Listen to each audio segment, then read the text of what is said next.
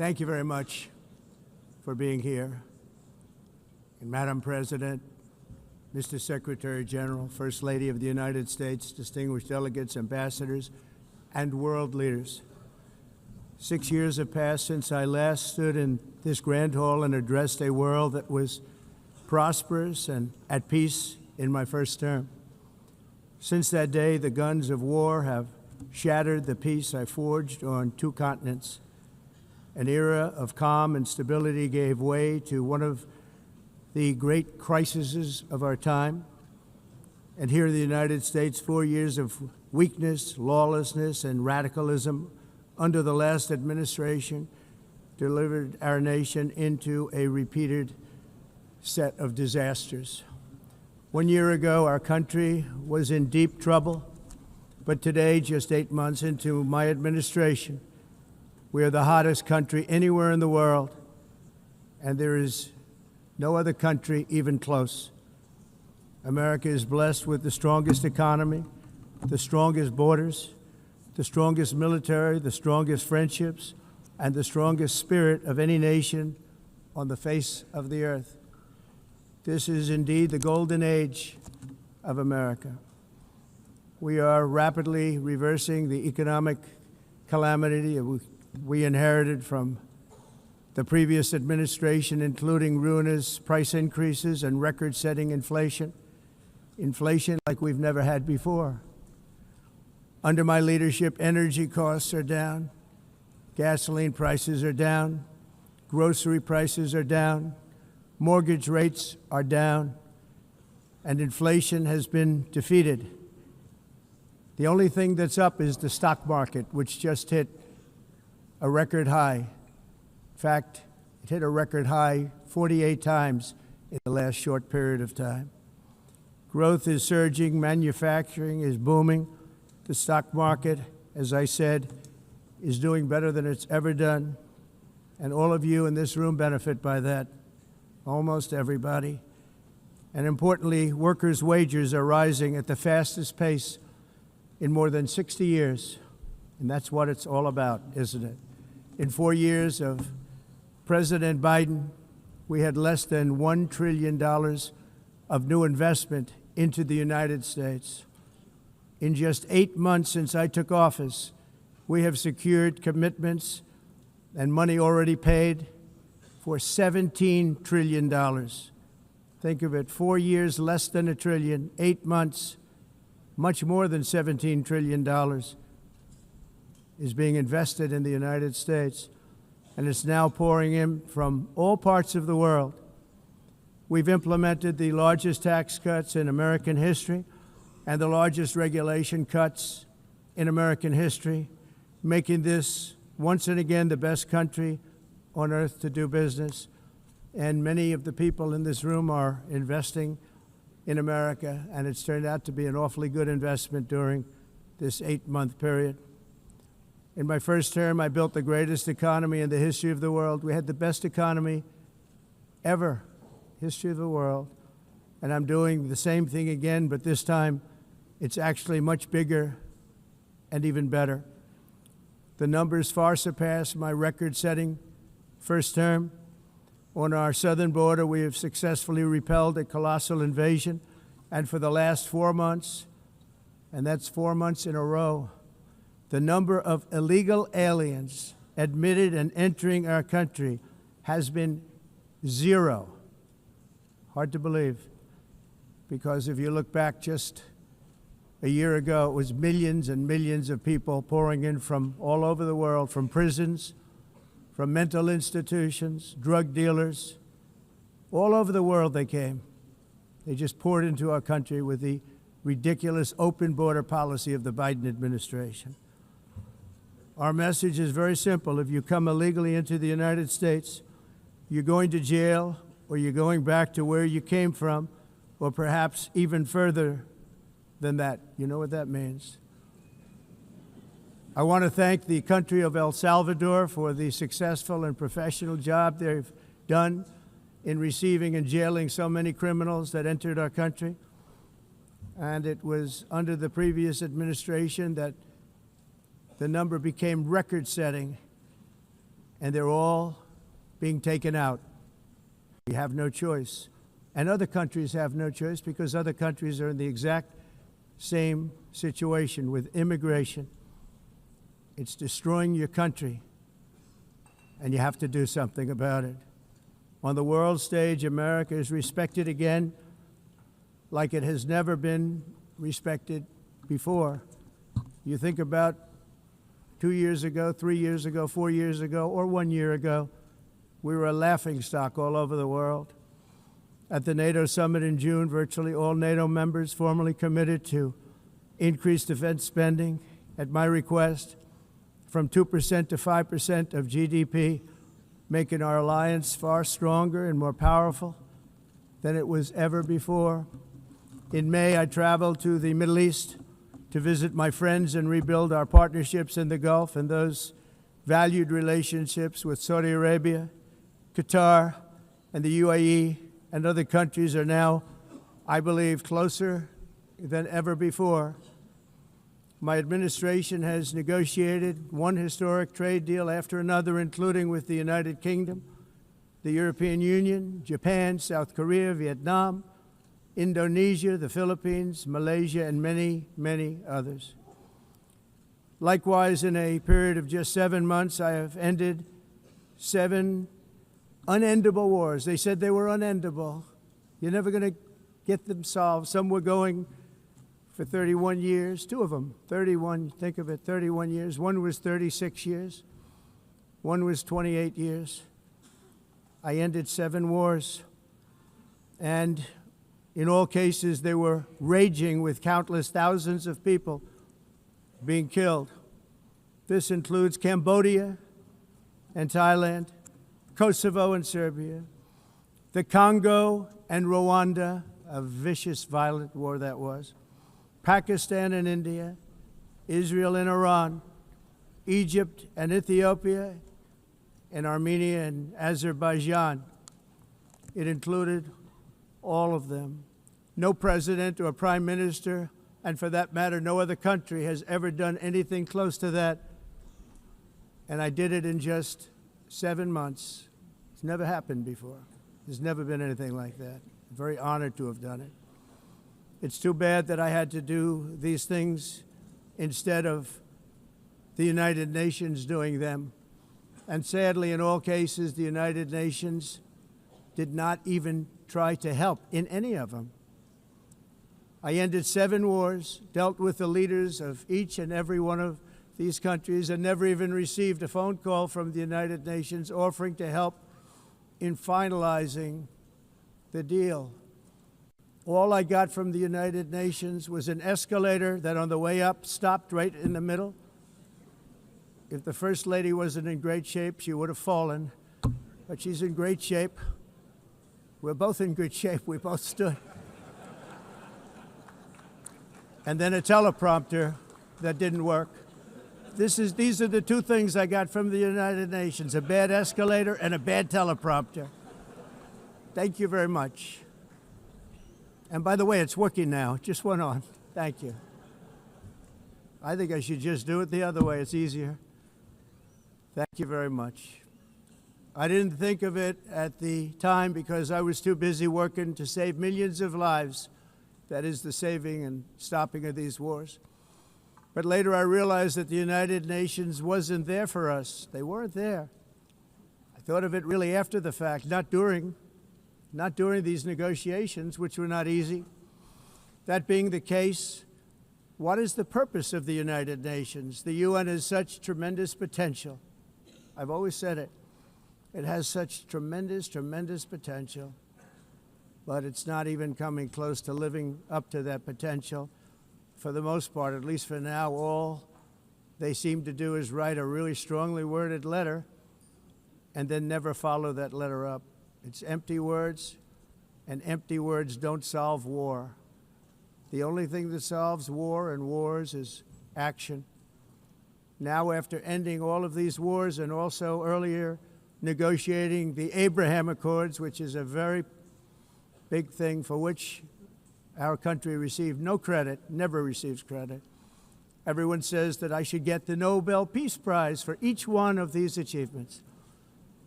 But for me, the real prize will be the sons and daughters who live to grow up with their mothers and fathers, because millions of people are no longer being killed in endless and unglorious wars.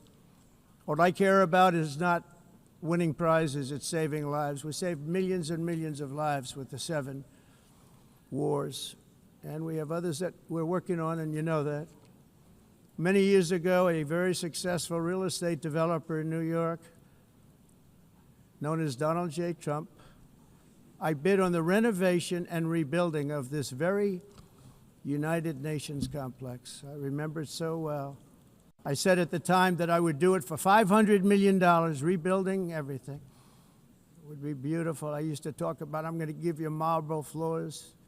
They're going to give you terrazzo. I'm going to give you the best of everything. You're going to have mahogany walls. They're going to give you plastic.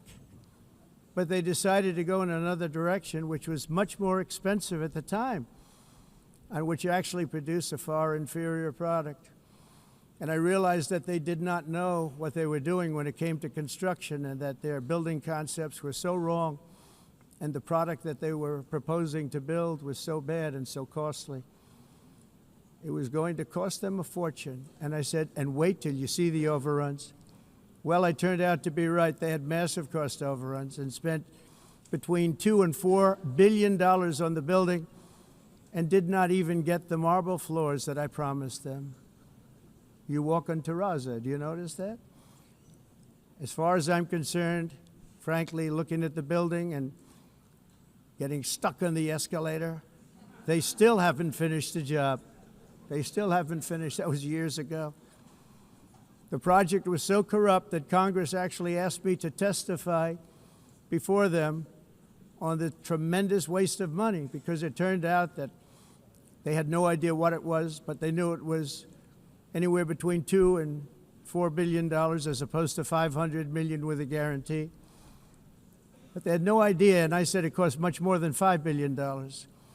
Unfortunately, many things in the United Nations are happening just like that, but on an even much bigger scale, much, much bigger. Very sad to see.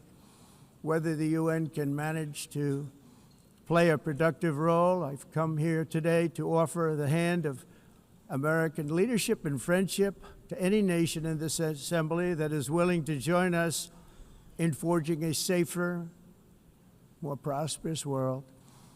And it's a world that we'll be much happier with. A dramatically better future is within our reach. But to get there, we must reject the failed approaches of the past and work together to confront some of the greatest threats in history. There is no more serious danger to our planet today than the most powerful and destructive weapons ever devised by man, of which the United States, as you know, has many. Just as I did in my first term, I've made containing these threats a top priority, starting with the nation of Iran. My position is very simple. The world's #1 sponsor of terror can never be allowed to possess the most dangerous weapon. That's why, shortly after taking office, I sent the so-called Supreme Leader a letter making a generous offer. I extended a pledge of full cooperation in exchange for a suspension of Iran's nuclear program. The regime's answer was to continue their constant threats to their neighbors and U.S. interests throughout the region, and some great countries that are right nearby. Today, many of Iran's former military commanders, in fact, I can say almost all of them, are no longer with us. They're dead. And 3 months ago, in Operation Midnight Hammer, 7 American B-2 bombers dropped the 14 30,000-pound each bombs on Iran's key nuclear facilities, totally obliterating everything. No other country on earth could have done what we did. No other country has the equipment to do what we did. We have the greatest weapons on earth. We hate to use them. But we did something that for 22 years people wanted to do.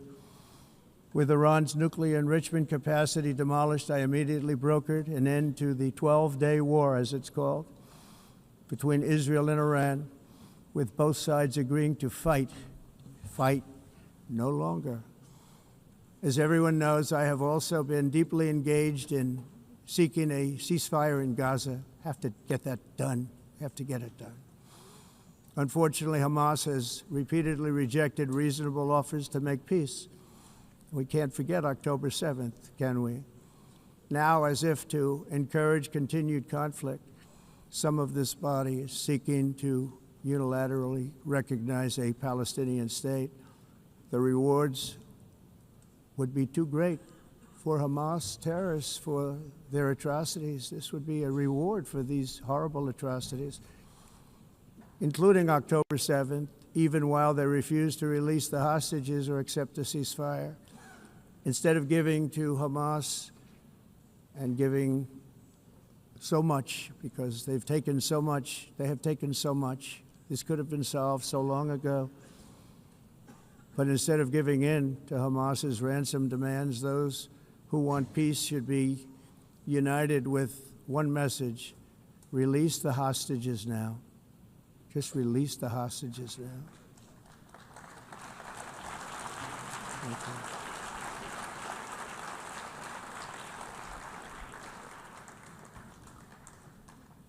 Thank you. As we have got to come together, and we will come together, got to get it done. We have to stop the war in Gaza immediately. We have to stop it. We have to get it done. We have to negotiate, immediately have to negotiate peace. We got to get the hostages back. We want all 20 back. We don't want 2 and 4. As you know, I got, along with Steve Witkoff and others that helped us, Marco Rubio, we got most of them back. We were involved in all of them. But I always said the last 20 are going to be the hardest, and that's exactly what happened. We have to get them back now. We don't want to get back 2, and then another 2, and then 1, and then 3. Have this process. No, we want them all back, and we want the actually 38 dead bodies back too. Those parents came to me, and they want them back, and they want them back very quickly and very badly, as though they were alive. They want them. They want them every bit as much as if their son or daughter were alive.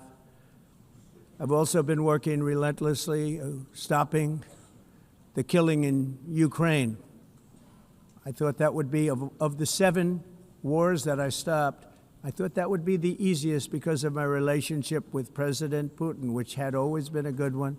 I thought that was going to be the easiest one. But you know, in war, you never know what's going to happen. There are always lots of surprises, both good and bad. Everyone thought Russia would win this war in 3 days, but it didn't work out that way. It was supposed to be just a quick little skirmish. It's not making Russia look good. It's making them look bad. No matter what happens from here on out, this was something that should have taken a matter of days, certainly less than a week, and they've been fighting for 3.5 years and killing anywhere from 5,000 to 7,000 young soldiers, mostly soldiers, on both sides, every single week, from 5,000 to 7,000 dead young people, and some in cities, much smaller numbers, where rockets are shot, where drones are dropped. This war would never have started if I were president. This was a war that should have never happened. It shows you what leadership is, what bad leadership can do to a country. Look what happened to the United States, and look where we are right now in just a short period of time. The only question now is how many more lives will be needlessly lost on both sides.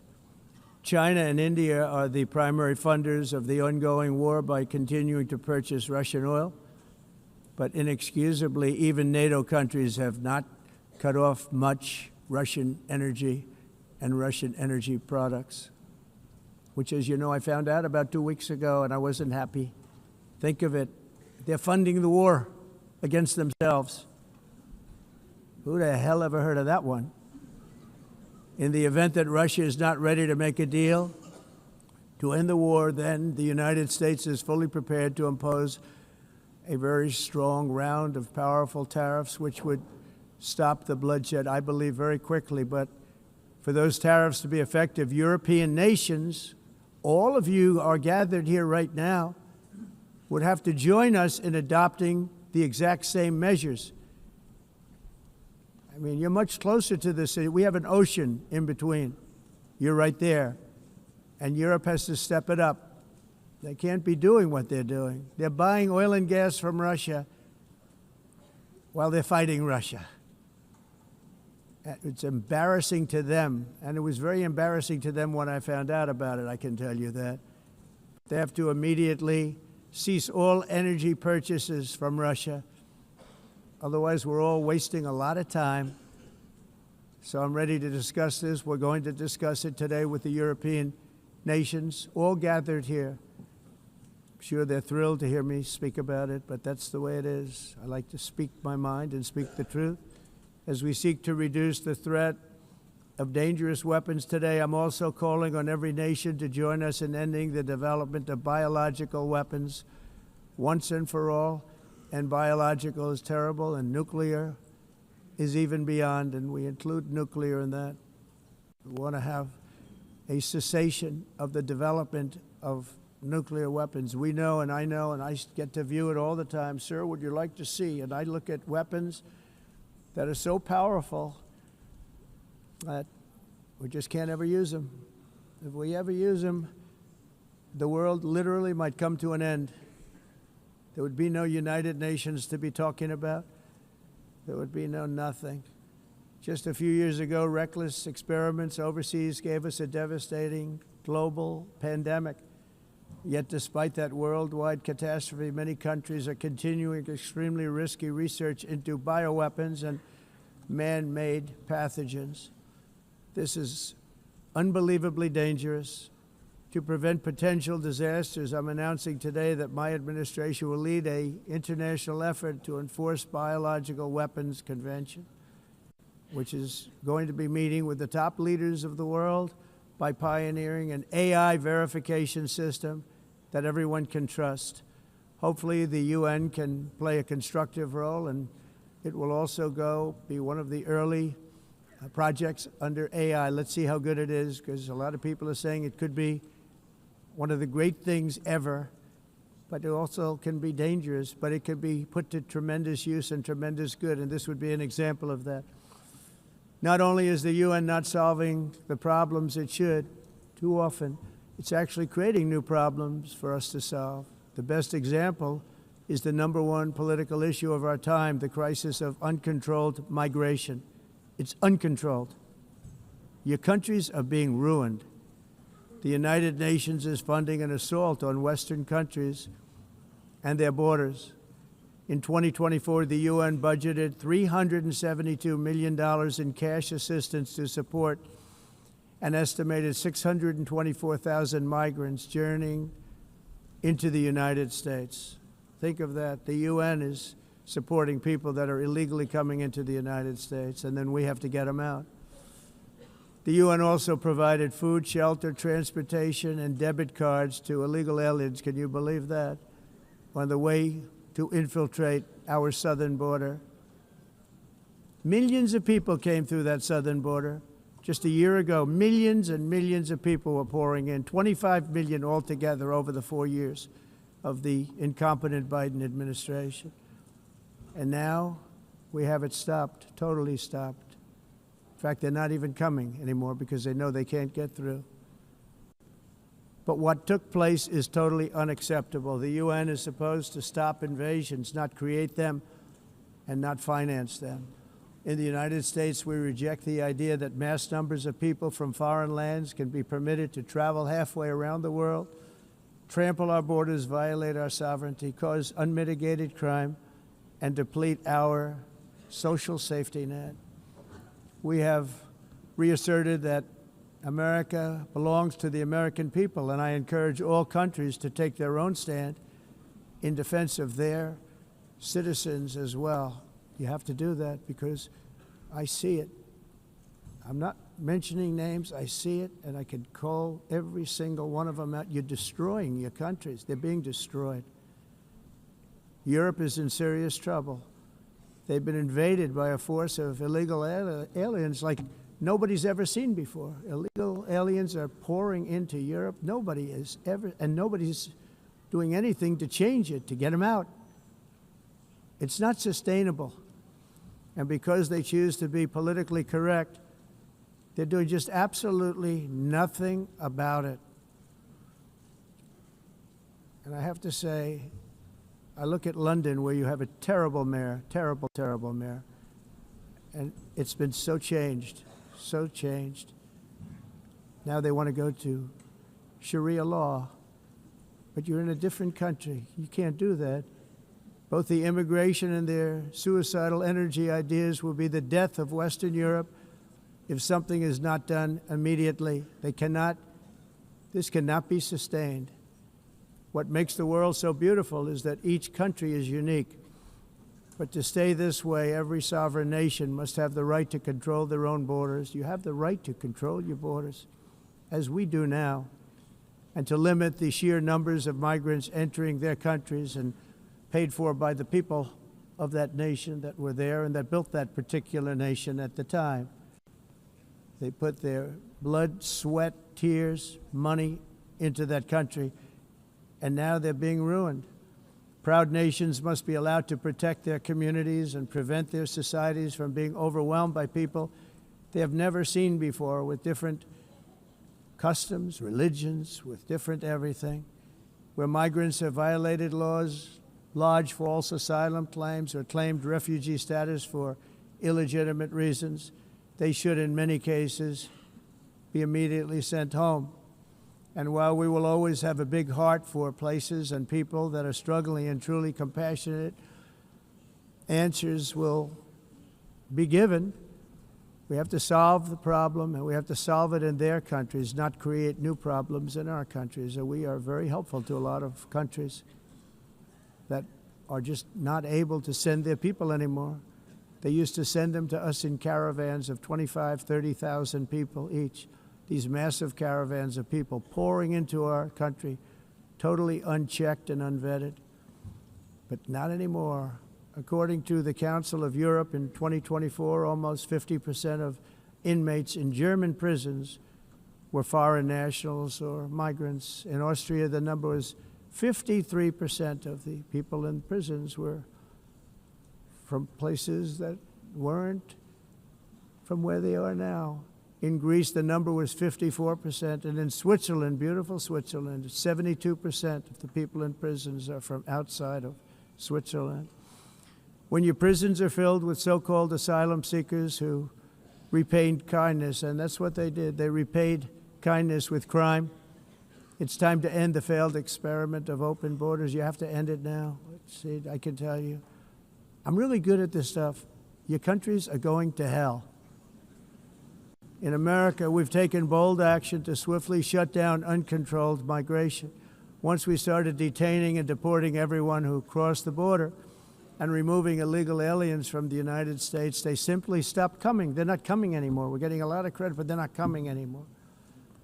This was a humanitarian act for all involved, because on the trips up, thousands of people a week were dying. Women were being raped. Nobody's ever seen anything like it. Raped, horribly beaten, raped. On the trip up, the journey up, it was a long walk. It was a long, arduous journey, indeed. And it was also a historic victory against human trafficking throughout the region. What we did was a victory, and we saved so many lives of people that wouldn't make the journey. That journey was loaded up with death. Loaded up with death. Dead bodies all along the roads of jungles to get up. They go through jungles, they go through areas so hot you couldn't breathe. They were dying of suffocation, areas so hot that you couldn't breathe. Dead bodies all over. By them not coming, we're saving tremendous numbers of lives. My people have done a fantastic job in doing what they did, and the American public agrees with it. I mean, I was very proud to see this morning I have the highest poll numbers I've ever had. Part of it is because of what we've done on the border. I guess the other part is what we've done on the economy. Joe Biden's policies empowered murderous gangs, human smugglers, child traffickers, drug cartels, and prisoners from all over the world. The previous administration also lost nearly 300,000 children. Think of that. They lost more than 300,000 children, little children, who were trafficked into the United States on the Biden watch, many of whom have been raped, exploited, and abused, and sold. Sold.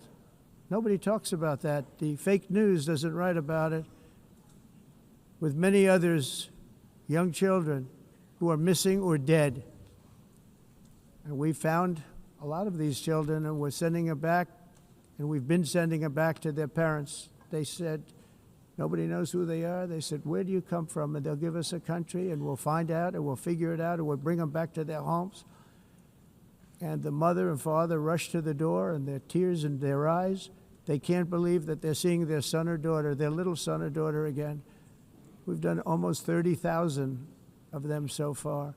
Any system that results in the mass trafficking of children is inherently evil. Yet that is exactly what the globalist migration agenda has done, and it's what it's all about. In America, those days, as you know, are over. The Trump administration is working, and we are continuing to work to track down the villains that are causing this problem, and also, as I said, to get back the 30,000 we've already returned. Now I think we're going to have another. We're going to find a lot. You're not going to find all of them. 300, more than 300,000. They're lost or they're dead. They're lost or they're dead because of the animals that did this. To protect our citizens, I've also designated multiple savage drug cartels as far as and you see this, and you see it happening right before your eyes. Let's put it this way. People don't like taking big loads of drugs in boats anymore. There aren't too many boats that are traveling on the seas by Venezuela. They tend not to want to travel very quickly anymore. And we've virtually stopped drugs coming into our country by sea. We call them the water drugs. They kill hundreds of thousands of people.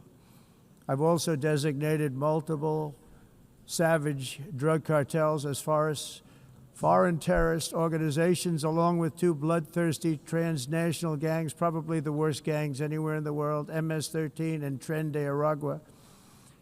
Tren de Aragua is from Venezuela, by the way. Such organizations torture, maim, mutilate, and murder with impunity. They're the enemies of all humanity. For this reason, we've recently begun using the supreme power of the United States military to destroy Venezuelan terrorists and trafficking networks led by Nicolas Maduro. To every terrorist thug smuggling poisonous drugs into the United States of America, please be warned that we will blow you out of existence. That's what we're doing. We have no choice. Can't let it happen. They're destroying. I believe we lost 300,000 people last year to drugs, 300,000.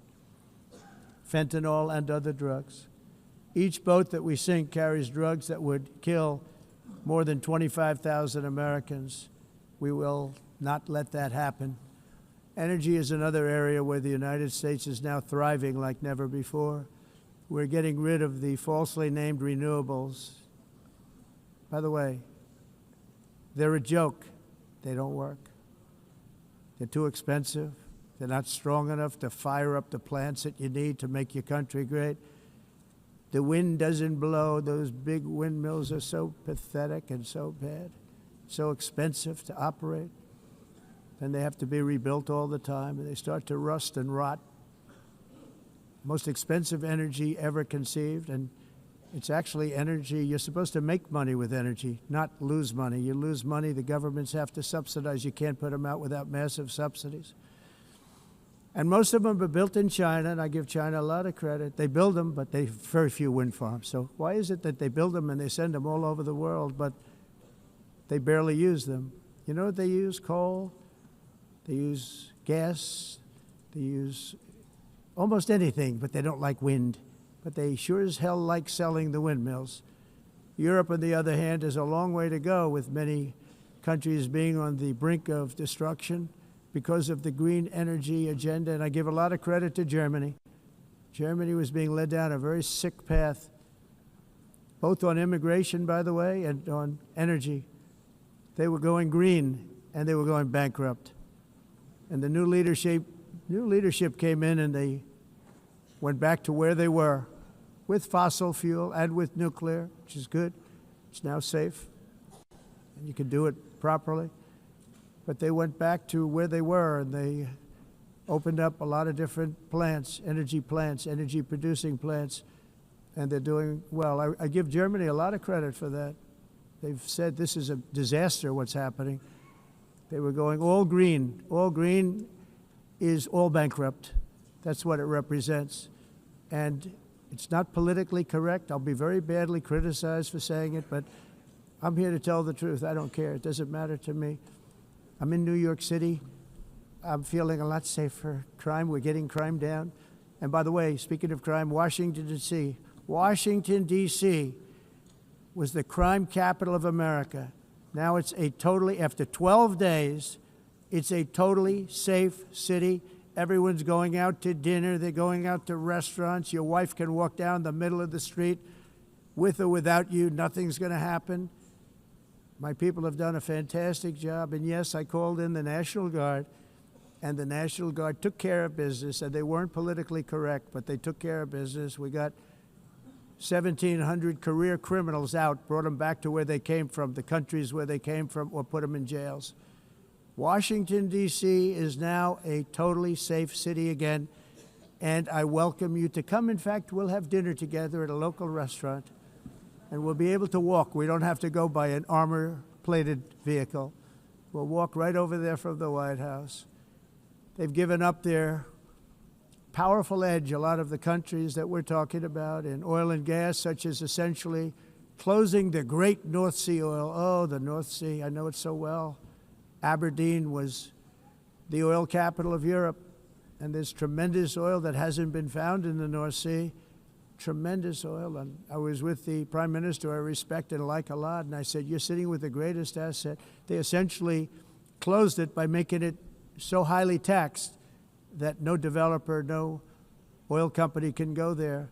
They have tremendous oil left, and more importantly, they have tremendous oil that hasn't even been found yet. And what a tremendous asset for the United Kingdom. And I hope the Prime Minister is listening, because I told it to him 3 days in a row. That's all he heard. North Sea oil, North Sea, because I want to see them do well. I want to stop seeing them ruining that beautiful Scottish and English countryside with windmills and massive solar panels that go 7 miles by 7 miles, taking away farmland. But we're not letting this happen in America. In 1982, the executive director of the United Nations Environmental Program predicted that by the year 2000, climate change would cause a global catastrophe. He said that it will be irreversible, as any nuclear holocaust would be. This is what they said at the United Nations. What happened? Here we are. Another UN official stated in 1989 that within a decade, entire nations could be wiped off the map by global warming. Not happening. You know, it used to be global cooling. If you look back years ago in the 1920s and the 1930s, they said, global cooling will kill the world. We have to do something. Then they said global warming will kill the world, but then it started getting cooler, so now they could just call it climate change, because that way they can't miss. It's climate change, because if it goes higher or lower, whatever the hell happens, there's climate change. It's the greatest con job ever perpetrated on the world, in my opinion. Climate change, no matter what happens, you're involved in that. No more global warming, no more global cooling. All of these predictions made by the United Nations and many others, often for bad reasons, were wrong. They were made by stupid people that have cost their countries fortunes and given those same countries no chance for success. If you don't get away from this green scam, your country is going to fail. And I'm really good at predicting things, you know. They actually said during the campaign, they had a hat, the best-selling hat. Trump was right about everything. And I don't say that in a braggadocious way, but it's true. I've been right about everything. And I'm telling you that if you don't get away from the green energy scam, your country is going to fail. And if you don't stop people that you've never seen before, that you have nothing in common with, your country is going to fail. I'm the President of the United States, but I worry about Europe. I love Europe. I love the people of Europe. And I hate to see it being devastated by energy and immigration. This double-tailed monster destroys everything in its wake, and they cannot let that happen any longer. You're doing it because you want to be nice. You want to be politically correct, and you're destroying your heritage. They must take control strongly and immediately of the unmitigated immigration disaster and the fake energy catastrophe before it's too late. The carbon footprint is a hoax made up by people with evil intentions, and they're heading down a path of total destruction. You know, the carbon footprint was a big, big thing a few years ago. I remember hearing about the carbon footprint, and then President Obama would get into Air Force One, a massive Boeing 747, and not a new one, an old one with old engines that spew everything into the atmosphere. He'd talk about the carbon footprint, we must do so. Then he'd get in and he'd fly from Washington to Hawaii to play a round of golf. And then he'd get back onto that big, beautiful plane and he'd fly back and he'd talk about, again, global warming and the carbon footprint. It's a con job. At extreme cost and expense, Europe reduced its own carbon footprint by 37%. Think of that. Congratulations, Europe. Great job. You cost yourself a lot of jobs, a lot of factories closed, but you reduced the carbon footprint by 37%. However, for all of that sacrifice and much more, it's been totally wiped out and then some by a global increase of 54%. Much of it coming from China and other countries that are thriving around China, which now produces more CO2 than all the other developed nations in the world. So all of these countries are working so hard on the carbon footprint, which is nonsense, by the way. It's nonsense. You know, it's interesting. In the United States, we have still radicalized environmentalists, and they want the factories to stop. Everything should stop. No more cows. We don't want cows anymore. I guess they want to kill all the cows. They want to do things that are just unbelievable, and you have it too. But you know, we have a border, strong, and we have a shape, and that shape doesn't just go straight up. That shape is amorphous when it comes to the atmosphere.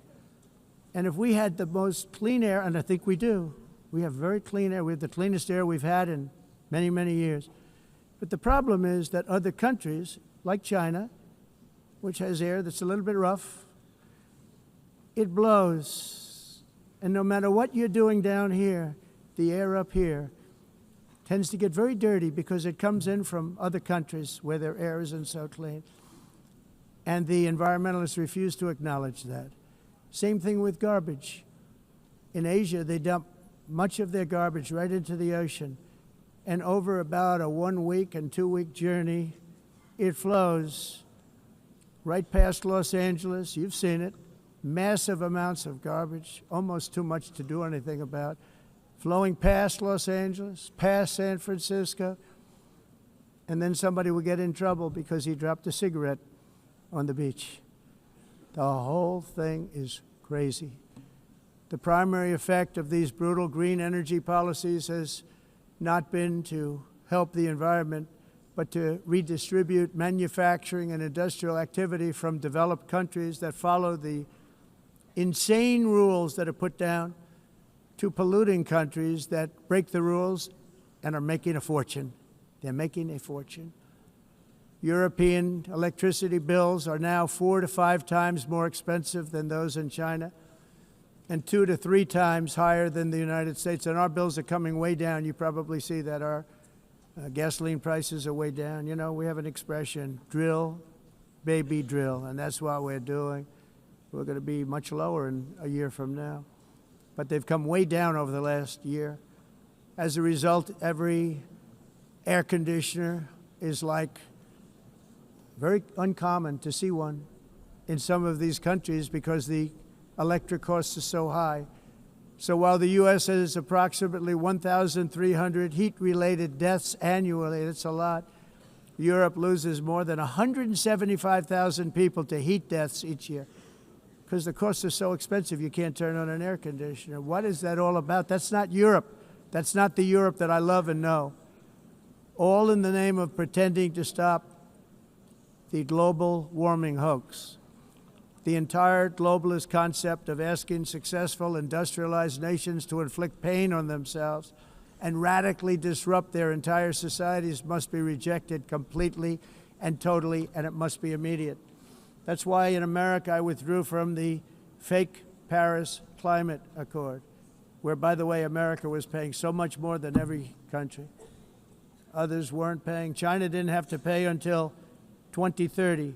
Russia was given an old standard that was easy to meet, a 1990 standard. But for the United States, we're supposed to pay like $1 trillion. And I said, this is another scam. The fact is, the United States has been taken advantage of by the world for many, many years, but not any longer, as you probably noticed. I unleashed massive energy production and signed historic executive orders to hunt for oil, but we don't have to do much hunting because we have the most oil of any nation anywhere, oil and gas in the world. And if you add coal, we have the most of any nation in the world. Clean, I call it clean, beautiful coal. You can do things today with coal that you couldn't have done 10 years ago, 15 years. So I have a little standing order in the White House. Never use the word coal, only use the words clean, beautiful coal. Sounds much better, doesn't it? But we stand ready to provide any country with abundant, affordable energy supplies if you need them, when most of you do. We're proudly exporting energy all over the world. We're now the largest exporter. In the United States, we want trade and robust commerce with all nations, everybody. We want to help nations. We're going to help nations. But it must also be fair and reciprocal. The challenge with trade is much the same with climate. The countries that followed the rules, all their factories have been plundered. It's really sad to watch. They've been broken. They've been broken by countries that broke the rules. That's why the United States is now applying tariffs to other countries, and much as these tariffs were for many years applied to us, uncontrollably applied to us. We've used tariffs as a defense mechanism under the Trump administration, including my first term, where hundreds of billions of dollars in tariffs were taken in. And by the way, we had the lowest inflation, and now we have very low inflation. The only thing different is that we have hundreds of billions of dollars flowing into our country. But this is how we will ensure that the system works for everyone and is sustainable into the future. We're also using tariffs to defend our sovereignty and security throughout the world, including against nations that have taken advantage of former U.S. administrations for decades, including the most corrupt, incompetent administration in history, the sleepy Joe Biden administration.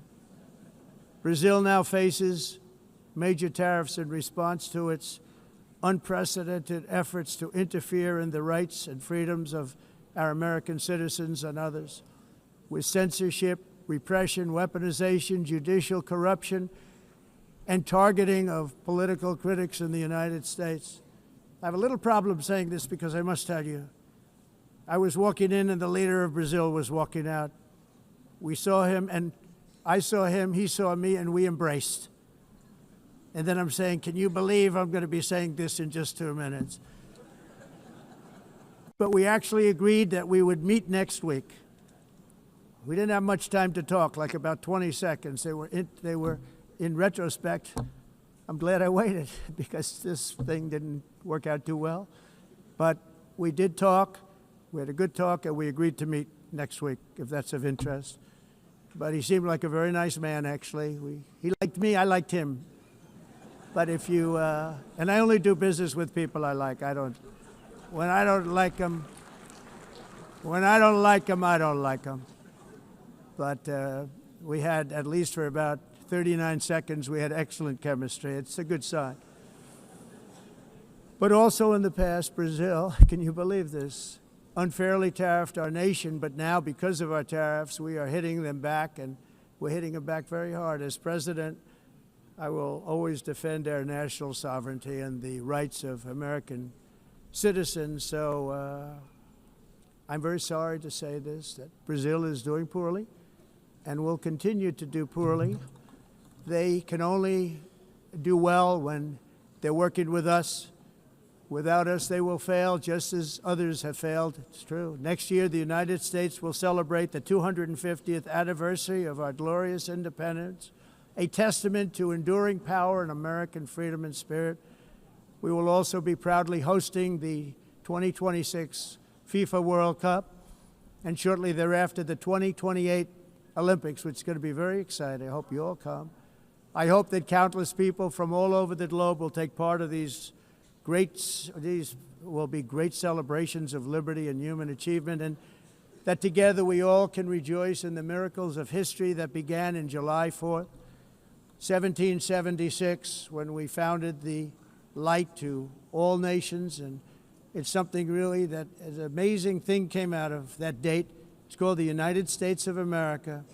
In honor of this momentous anniversary, I hope that all countries who find inspiration in our example will join us in renewing our commitment, values, and those values really that we hold so dear. Together, let us defend free speech and free expression. Let us protect religious liberty, including for the most persecuted religion on the planet today. It's called Christianity. And let us safeguard our sovereignty and cherish qualities that have made each of our nations so special, incredible, and extraordinary. In closing, I just want to repeat that immigration and the high cost of so-called green renewable energy is destroying a large part of the free world and a large part of our planet. Countries that cherish freedom are fading fast because of their policies on these two subjects. You need strong borders and traditional energy sources if you are going to be great again. Whether you have come from north or south, east or west, near or far, every leader in this beautiful hall today represents a rich culture, a noble history, and a proud heritage that makes each nation majestic and unique, unlike anything else in human history or any other place on the face of the earth. From London to Lima, from Rome to Athens, from Paris to Seoul, from Cairo to Tokyo and Amsterdam to right here in New York City, we stand on the shoulders of the leaders and legends, generals and giants, heroes and titans who won and built our beloved nations, all of our nations, with their own courage, strength, spirit, and skill. Our ancestors climbed mountains, conquered oceans, crossed deserts, and trekked over wide open plains. They charged into thunderous battles, plunged into grave dangers, and they were soldiers and farmers and workers and warriors and explorers and patriots. They built towns into cities, tribes into kingdoms, ideas into industries, and small islands into mighty empires. You're a part of all of that. They were champions for their people who never gave up and who never, ever gave in. Their values defined our national identities. Their visions forged our magnificent destiny. Everybody in this room is a part of it in your own way. Each of us inherits the deeds and the myths, the triumphs, the legacies of our own heroes and founders who so bravely showed us the way. Our ancestors gave everything for homelands that they defended with pride, with sweat, with blood, with life, and with death. Now the righteous task of protecting the nations that they built belongs to each and every one of us. So together let us uphold our sacred duty to our people and to our citizens. Let us protect their borders, ensure their safety, preserve their cultures, treasure, and traditions, and fight, fight, fight for their precious dreams and their cherished freedoms. And in friendship and really a beautiful vision, let us all work together to build a bright, beautiful planet, a planet that we all share, a planet of peace and a world that is richer, better, and more beautiful than ever before. That can happen. It will happen. It will happen, and I hope it can happen and start right now, right at this moment. We'll turn it around. We're going to make our countries better, safer, more beautiful. We're going to take care of our people. Thank you very much. It's been an honor. God bless the nations of the world. Thank you very much. Bye.